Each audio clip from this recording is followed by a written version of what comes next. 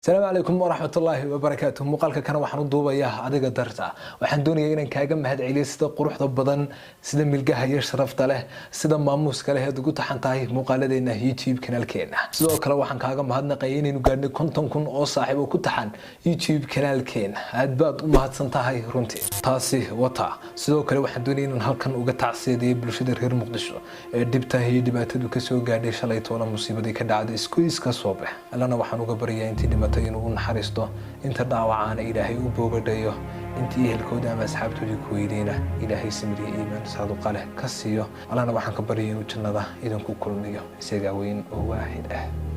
ilaahay mahadsanti salaam alaykum dadka qaar ayaa waxa ay sheegayaan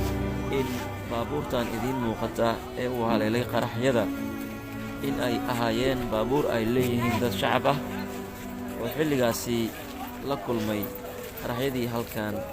ka dhacay anaga ma xaqiijin karno laakiin waa sida dadka ay sheegayaan halkan waxaa kaloo kaaga muuqdo uu soo gaaray burbur hoteelka Fatxi kilometer 5 halkan waxaa macquul ah ayaa la leeyahay in ay ku jiraan dad la weysan yahay maadaama weli aan laga qaadin waxaa kaloo jiro burbur aad weyn uu soo gaaray Salaam Bank ismahan ayaa mar dhow la rajeynayay in la furo halkan waxaa kaaga muuqda dhiig iyo calool waa dad dhintay calooshoodii iyo dhiiggii oo isku dhex jira waxaa halkani ka dhacay ama qofkii saaka tegay halkan waxay ahayd meel qof calool adag mooye qof calool jircan uusan sii joogi karin haddii aan idiin soo dhabeeyo waa ka bartaas waa